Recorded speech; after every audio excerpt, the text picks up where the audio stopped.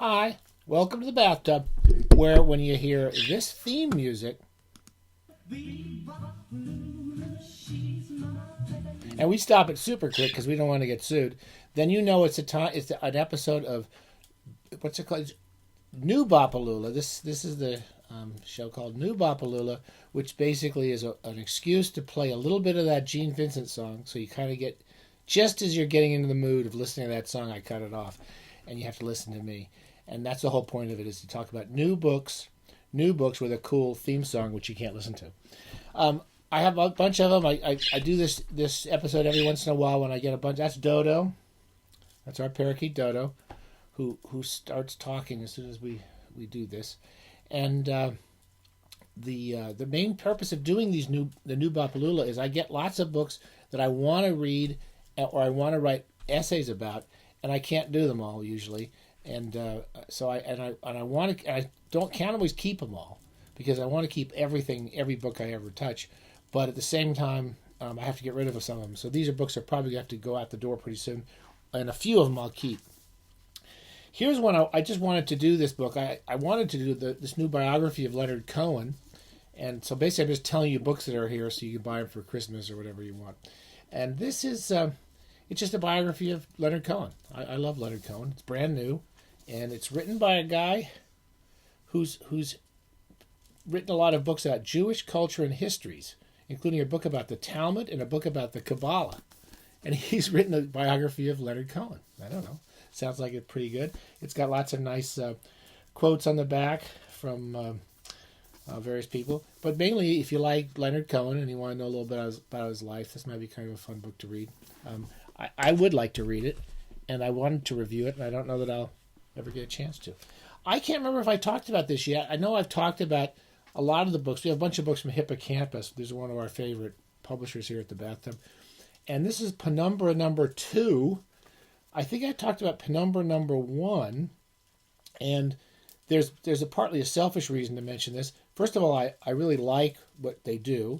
It's edited by S.T. Joshi, or Yoshi. I always get it wrong. And anyway, he's the ubiquitous S.T. Yoshi. And he does wonderful work, and so do the people at Hippocampus. And it's an anthology of weird poetry and weird fiction. And it has my Christmas story in it, a Christmas story from me in it. So, which I think I'll probably read.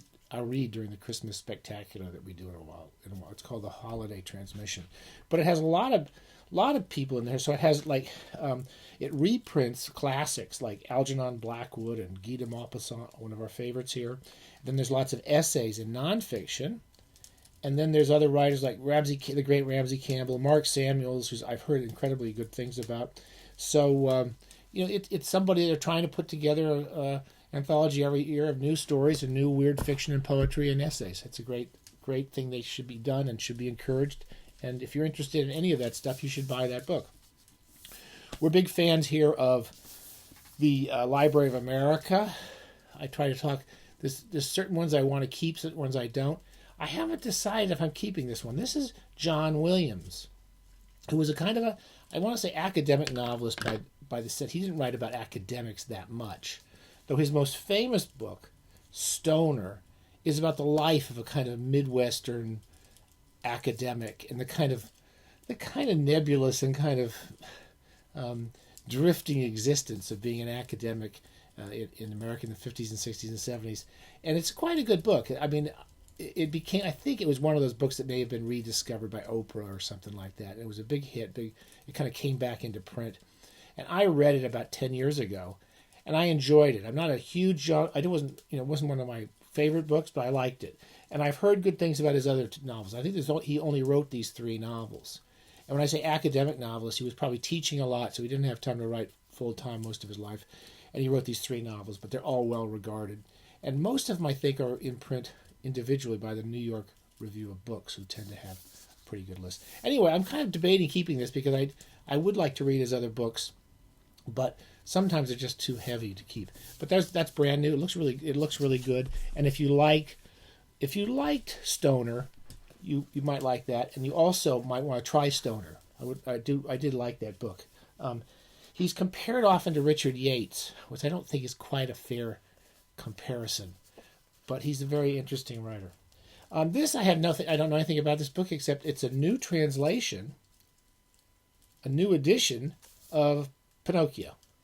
I only know the cartoon. I never read the Pinocchio books as a kid, so I don't know. But Penguin is always doing these wonderful books. They always look nice. It's not illustrated, so I mean sometimes the illustrations in children's books are just as good. There's no illustrations, but it's supposed to be it is a very famous children's book. I don't know anything about it except it's brand new. Okay, here's another one. Selected works of Samuel. There's 2 more books from Hippocampus. I just love their books. It's very hard for me not to keep everything I get of theirs. One of the most important of the 2, I think, is this, which is the letters of Samuel Loveman and Clark Ashton Smith. Because this is the people, S.T. Yoshi and David E. Schultz have edited most of these. They've been putting out a series of volumes of all of Clark Ashton Smith's letters. Smith is one of my favorite discoveries of the... I mean, I'm like the last person to discover him, but he's a great California fabulist and fantastic writer and artist and just a real odd character. And he wrote some brilliant stories. And his letters are pretty fascinating. He was a big friend of Lovecraft. We've talked about this in the past. Anyway, Samuel Loveman was a literary figure, a very distant literary figure and poet. Around the turn of the century, he was friends with some of these people. Particularly, he was friends with Smith. And he was also friends with George Sterling, the really great, weird California poet George Sterling, who is also being republished again in new editions by Hippocampus. So this is another block of letters from Clark Ashton Smith, the great Clark Ashton Smith, and Samuel Loveman. And along with it, I mean, the academic presses should be doing stuff like this, and they just keep republishing the same nonsense. This is the selected works of Samuel Loveman. So it has his poetry, a lot of his essays, and even some of his fiction. And then, of course, Yoshi's got a great introduction, which I actually read most of, and I've forgotten most of it in the past 2 weeks because I'm getting old or something. But it was just about what an interesting character he was and all the people he knew. And he was quite an influential figure in a circle of writers of the time. So anyway, if you're interested in that crowd and that whole weird fiction crowd, you might find that interesting. Here's another book I know nothing about, except it's from Yale. Yale is doing a Jewish biographies of significant Jewish people, and I only know them because I did the Dutch Schultz. I reviewed the Dutch one about Dutch Schultz. No, was it Dutch Schultz? No, not him. Oh, come on. Bugsy Siegel. Bugsy Siegel, a Jewish gangster who came to Hollywood and it was in the movies a little bit, and they made a great movie about it. Anyway, has nothing to do with this. This is about Abraham Joshua Heschel, and he sounds like a really interesting guy. And a very interesting kind of political figure. He marched in Selma, Montgomery, and I don't know anything much about him except what I read on the cover. And if you're interested in history of Jewish figures, this whole series from Yale has got some good books in it. Okay, here's another one from purely selfish reasons, which is this looks really interesting, and I really encourage all the people to go out and buy these new places that are trying to publish stories and fiction and poetry. This is called the Ravana Review. It's done in this kind of cheaper paper or cheaper printing. It's not done as the slick journal-like stuff, but it's the first issue, and it's edited by a guy named Robert Boucheron. And it comes out of it's in Massachusetts. Where is he from? It's in Charlottesville, Virginia. So this is from Charlottesville, and he's doing this like once a month or something. This is the first issue for September, or 4 times a year, and he's doing stories, essays. They're doing lots of photography in it. It's only $8. They have some essays on here about Elizabeth Bishop. They have writers like Mitchell Tooze, who I have heard of, and Christine Sneed. I don't know their work, but I have heard of them. And he's doing this pretty much on his own dime, trying to do a literary magazine that would be sold in local stores and shops.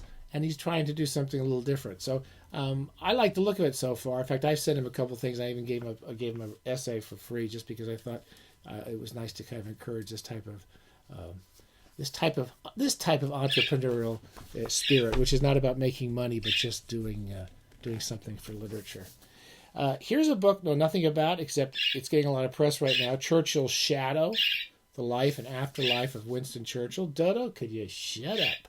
Shut up. It's supposed to be very critical of Churchill, so I can live with that Churchill too.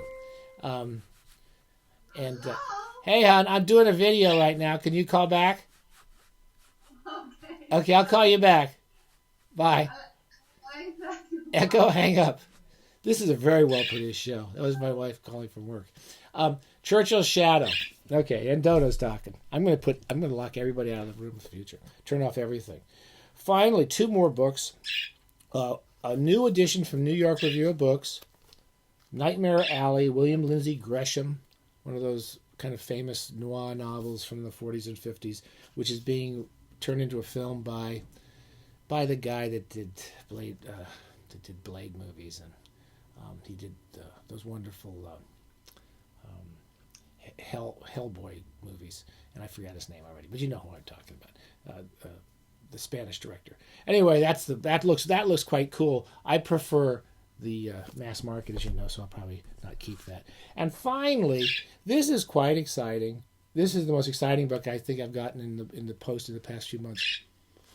We talked about my old friend Avram Davidson.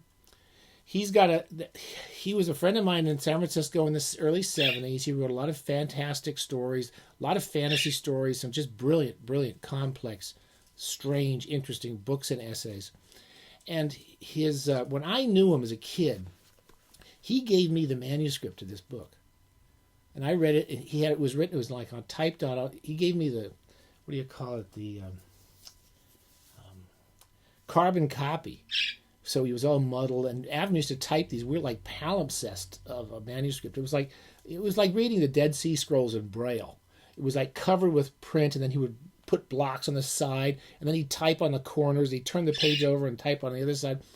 It was really hard to read, but I really enjoyed it. It was a straight fiction book, kind of growing up his childhood in Yonkers during Prohibition, and it was a really strange and just really energetic, lovely book, which, of course, like most lovely books, Avram couldn't sell.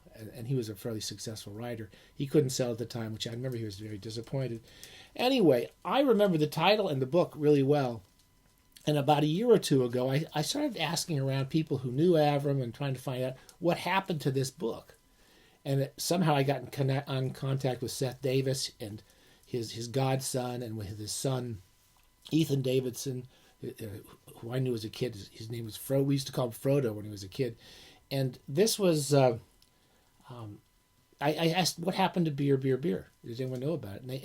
And Seth Davis, Avram's godson, was already preparing to bring it out. He had the manuscript, and he brought it out. So it's just coming out. This is just an advanced copy. It won't be out for another month or two. I think it's out next month. I really push you to read this book, give it lots of reviews, check this book out. I haven't read it again. I'm going to reread it again, and we're going to do a special episode on this very soon. But for now, that's the most exciting new book in New-Bop-A-Lula. Okay, all right. Sorry, this is even more disordered than normally, and I hope you can hear me through the chirping bird and the intercom. Okay, happy bathing. Bye.